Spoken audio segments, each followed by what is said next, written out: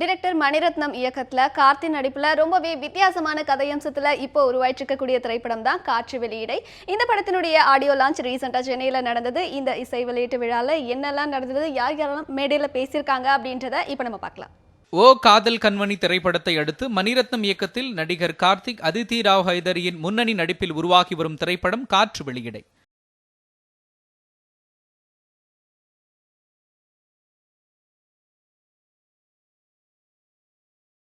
April 7ஆம் தேதி வெளியாக இருக்கும் இத்திரைப்படம் ஒரு இந்திய விமானப்படை வீரரின் காதல் வாழ்க்கையை மையமாக கொண்டது.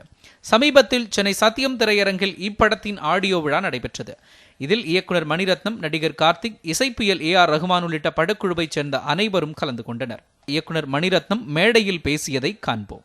ரோஜாலேருந்து காற்று வெளியீடை வர it's really an amazing journey. Thank you. காற்று வெளியீடை ஒரு இந்தியன் ஏர்ஃபோர்ஸ் பின்னணியில் சொல்லப்பட்ட ஒரு காதல் கதை. இது ஷூட்டிங்காக நாங்கள் காஷ்மீர் லடாக்லே போயிருந்தோம். அப்போது ஒவ்வொரு தடவை அங்கே போகும்போதும் கடந்து போகும்போதும் நிறையா Indian jawans, Indian air force officers, Indian military officers ஒவ்வொரு தடவையும் கடந்து போவோம் ஷூட்டிங் போகும்போது. அப்போது பிரமிப்பாக இருக்கும். இவங்கக்கிட்ட இங்கெல்லாம் அங்கே இருக்கிறது நமக்காக. நம்ம அவங்க என்னைக்காவது have you ever expressed what we feel towards them, the respect that we have for what they're doing? யோசிச்சு பார்த்துட்டுப்போம். பக்கத்தில் ஏர்ஃபோர்ஸ் ஆஃபீஸர் யாராவது வந்தாங்கன்னா எனக்கே தெரியாமல் விழுந்து நிற்கிறேன் சார் இப்போல்லாம் அப்படின்னு. So that is the respect that you feel when you meet them, when you see them at work. ஒரு கைடு கிடைச்சார் இந்த படத்தில். ஒரு வெரி ஸ்ட்ராங் ஒரு ஹோல்ட், ஒரு strong support to give us all inputs on air force and all the details. Retired air marshal Simhakutty Varthaman. விழாமேடையில் தமிழில் பேச நடிகை அதிதி ராவ் முயற்சி செய்தது அனைவரையும் ஆச்சரியத்தில் ஆழ்த்தியது. காற்று வெளியீடை எனக்கு ரொம்ப ஸ்பெஷல் படம். சின்ன வயசில் எனக்கு ஒரு கனவு, அது மணி சாரால் இப்போ நிஜமாக இருக்குது, ஒரு படமாக இருக்குது. அண்ட் மணி சார் உங்களால் நான் இன்னும் நிறைய கனவு காணுவேன். To be challenged in a nurturing environment, to be free, to explore when you know you have the best mind watching over you and guiding you. Working with Mani sir is like a booster shot of vitamins. It's nourishing. இயக்குனர் மணிரத்னத்தின் ஆயுத எழுத்து திரைப்படத்தின் மூலம் உதவி இயக்குனராக திரைத்துறைக்கு அறிமுகமான நடிகர் கார்த்தி தற்போது அவரின் இயக்கத்தில் நடித்திருப்பது கனவு காண்பது போல் இருப்பதாக தெரிவித்திருந்தார்.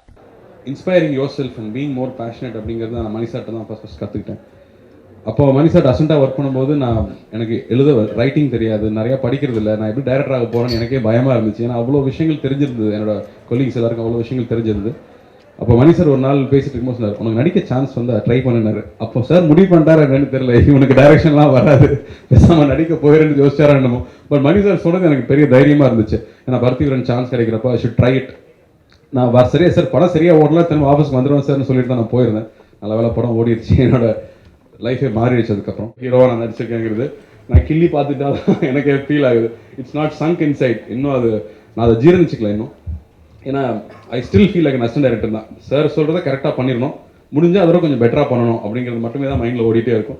ஸோ இன்னுமே நான் அசிஸ்டண்டாக தான் நான் ஃபீல் பண்ணுறேன். So Mani sir, thank you for giving this opportunity and முக்கியமாக இந்த ரோல்.